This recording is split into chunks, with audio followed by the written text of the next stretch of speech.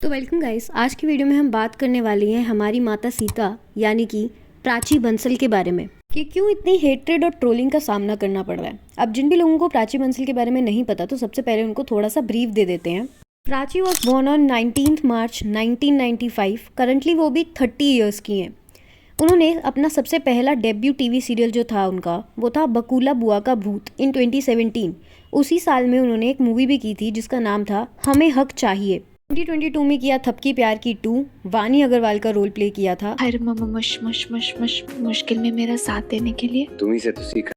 2023 में गॉडेस गंगा का role play किया था इन शिव शक्ति तप त्याग और तांडव में।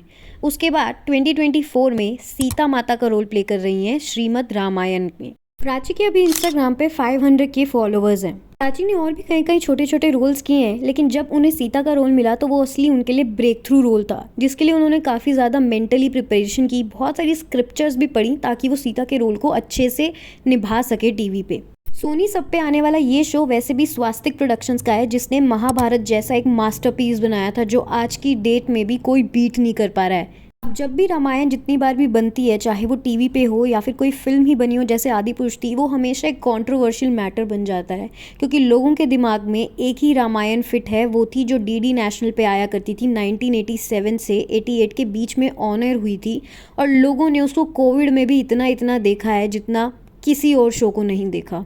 तो ऐसे में डेफिनेटली उस ऑरा को और उस जैसे मास्टरपीस को दोबारा से क्रिएट करना बहुत ही मुश्किल है, और लोगों के दिमाग में दोबारा से एक नए राम जी और सीता जी के कैरेक्टर्स को एक्सेप्ट करना बहुत ही मुश्किल हो जाता है। ऐसा ही कुछ प्राची के साथ भी हो रहा है, क्योंकि प्राची जिस तरीके की डायलॉग डिलीवरी कर रही हैं उससे कुछ लोगों का ये कहना है कि ये dialogue delivery up to the mark नहीं है, क्योंकि जब तक इस देह में प्राण है, सीता की हर श्वास में केवल श्री राम है। यदि तुमने अपनी हट ना छोड़ी तो ना लंका रहेगी ना लंकेश।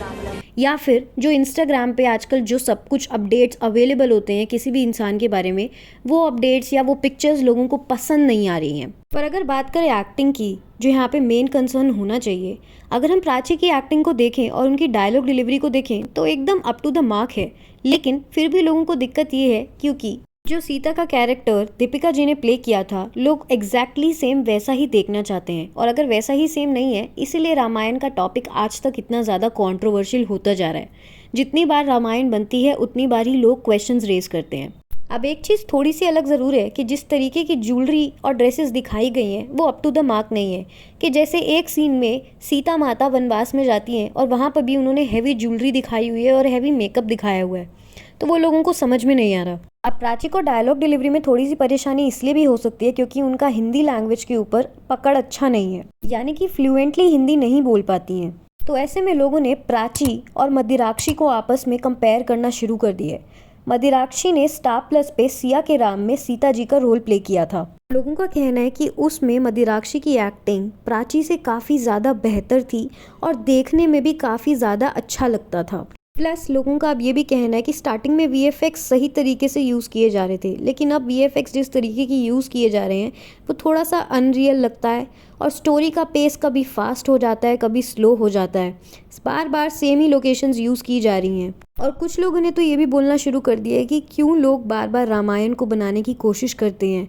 रामायण में कोई न्यूनेस नहीं आ सकती क्योंकि वो ऑलरेडी हो चुका है। We are talking about past and our history, तो रामायण को वाल्मीकि जी के हिसाब से ही बनाना चाहिए, ऐसा लोग बोल रहे हैं। और जो रामायण डीडी नेशनल पे लोग इतना ज़्यादा कंज्यूम कर चुके हैं, इतना ज़्यादा देख चुके हैं, शायद उसके बाद किसी और रामायण को दोबारा से एक्सेप्ट करना थोड़ा सा इम्पॉसिबल है, जिसकी वजह से एक्टर्स को ट्रोलिंग और हेट्रेड का सामना करना पड़ता है। जैसे कृति सेनन को और प्रभास को भी फेस करना पड़ा था आदि पुरुष के टाइम पे, जबकि वो लोग तो सिर्फ एक्टर्स हैं। एक्टर्स का काम है कि अपनी एक्टिंग को कन्विंसिंगली स्क्रीन पे पोर्ट्रे करना। तो ऐसे में उस प्रोजेक्ट में किस तरीके की VFX, ज्वेलरी या कॉस्ट्यूम का क्या लेना देना एक्टर्स से और उनकी एक्टिंग से। और बात रही प्राची की इंस्टाग्राम प्रेजेंस की, कि वो इंस्टाग्राम पे जैसी है वो माँ सीता के कैरेक्टर से बिल्कुल भी मेल नहीं खाती है, जिसकी वजह से उन्हें हेट मिल रहा है। और ऐसा ही हेट कुछ कृति सेनन को भी मिला था जब उनके बाकी के रोल्स को कंपेयर किया जा रहा था उनके सीता के रोल से जो उन्होंने आदि पुरुष में प्ले किया था, जिसकी वजह से कई मीम्स और पूरे इंस्टाग्राम पे उनकी बहुत ज़्यादा नेक्स्ट लेवल ट्रोलिंग हुई थी।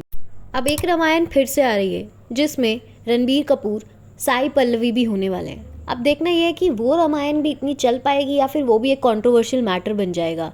लेकिन अभी के लिए फ़िलहाल क्या प्राची को हेटेड और ट्रोलिंग मिलना सही है, इस पे आपके क्या ओपिनियंस है? Do comment and subscribe the channel for more gossips.